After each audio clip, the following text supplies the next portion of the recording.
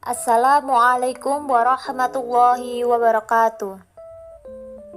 Halo semua, perkenalkan kami dari kelompok 3 yang beranggotakan Tia Gita, Ikvina Kurnia Dewi, Nurifa Duratul Hikmah, Nehala Salsabila, dan Nabila Mufida. Di video kali ini kita akan membahas media video pembelajaran SDMI. Disimak baik-baik ya. Di sini saya akan menjelaskan jenis-jenis format video. Yang pertama ada AVI, singkatan dari Audio Video Interleave. Terus yang kedua ada MP4.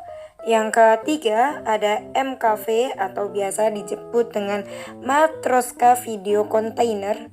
Yang keempat ada WMV, Windows Media Video. Dan yang kelima ada DAT, DAT. Jenis-jenis ini mempunyai kelebihan dan kekurangannya masing-masing. Yang pertama yaitu AVI mempunyai kelebihan format filenya berlaku untuk standar Windows. Yang kedua, gambarnya lebih tajam dibandingkan dengan ASF atau Advanced System Format. Dan yang ketiga, banyak pilihan jenis kompresi yang dapat digunakan. Semakin baik jenis kompresinya, maka semakin baik juga kualitasnya. Kekurangan dari AVI yaitu ada 3 juga. Yang pertama, kemampuan untuk memahami suara dan gambar kurang. Yang kedua, memiliki kemampuan resolusi gambar yang terbatas. Yang ketiga, ada kualitasnya tergantung jenis kompresi. Yang kedua tadi ada MP4, juga mempunyai kelebihan dan kekurangan. Kelebihan MP4 adalah 1. Dapat diputar di berbagai platform. Yang kedua, file video dapat diintegrasikan dengan 3D graphic, menu atau pilihan navigasi pengguna, dan fitur interaktif lainnya. Yang ketiga, dapat kompres video dan audio dengan ukuran yang sangat kecil. Selain itu, MP4 juga mempunyai kekurangan, yaitu yang pertama, level kompresi yang tinggi dapat membuat kualitas audio dan video menjadi buruk. Yang kedua, terkadang audio tidak sinkron dengan video. Jenis yang ketiga tadi ada MKV atau Matroska Video Container, mempunyai kelebihan dan kekurangan juga. Kelebihannya yaitu pertama, dapat ditambahkan metadata tanpa perlu rewriting keseluruhan file. Yang kedua, mudah diakses. Yang ketiga, sangat fleksibel. Yang keempat, dapat menyimpan banyak format coding audio dan video. Kekurangannya ada 2, yaitu ukuran file yang besar dan terkadang file format MKV mudah rusak karena malware atau bug. Yang keempat tadi ada jenis WMV, kelebihannya dan kekurangan juga ada. Pastinya yang pertama kelebihannya ukuran file kecil, yang kedua durasi loading pemutaran video sebentar. Terus kekurangannya WMV yaitu hanya dapat diputar di platform Windows.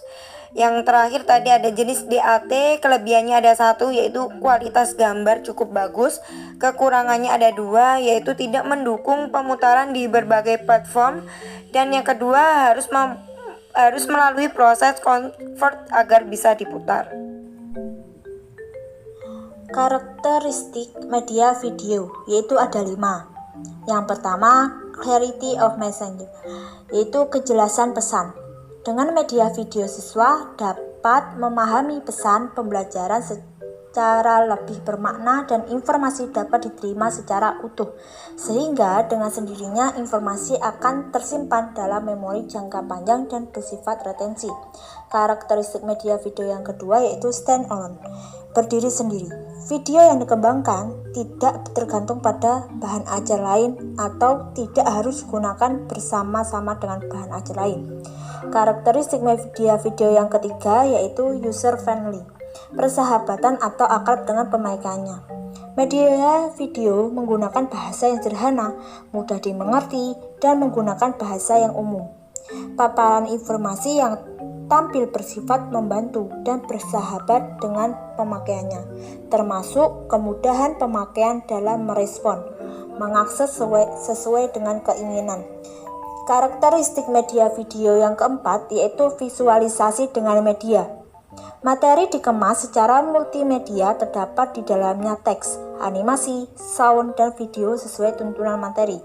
Materi-materi yang digunakan bersifat aplikatif, berproses, sulit terjangkau, berbahaya apabila langsung dipraktekkan, memiliki tingkat keakurasian tinggi. Karakteristik media video yang kelima yaitu menggunakan kualitas resolusi yang tinggi. Jadi tampilan berupa grafis media video dibuat dengan teknologi rekayasa digital dengan resolusi tinggi tetapi support untuk setiap spek sistem komputer.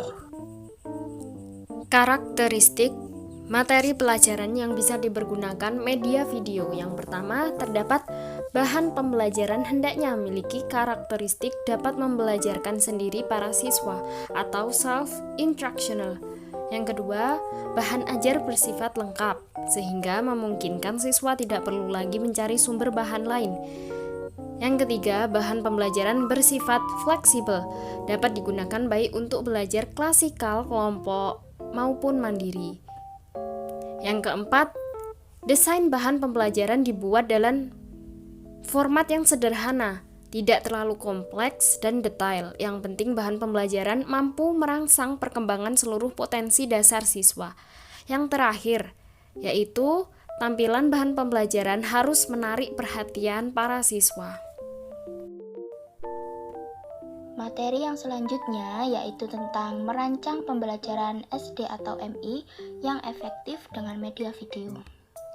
Media pembelajaran adalah wahana penyalur pesan dan informasi belajar. Media pembelajaran yang dirancang secara baik akan sangat membantu peserta didik mencapai tujuan pembelajaran.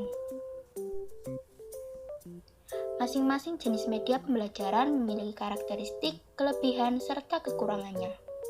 Itulah sebabnya, maka perlu adanya perencanaan yang sistematis untuk penggunaan media pembelajaran. Ada 3 langkah dalam perencanaan sistematik untuk penggunaan media video, yaitu yang pertama, menulis naskah video pembelajaran.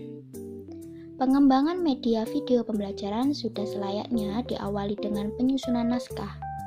Naskah adalah tahapan rancangan atau pedoman dalam pengembangan media video pembelajaran, berisi urutan visual adegan, materi pembelajaran, serta kombinasi audio narasi, musik, dan sound effect. Membuat naskah video pembelajaran diawali dengan mengidentifikasi siapa sasaran dan topik apa yang akan diangkat. Kemudian menuliskan garis besar naskah ke dalam sebuah sinopsis dengan menguraikan alurnya secara terperinci. Langkah yang kedua yaitu proses rekaman video.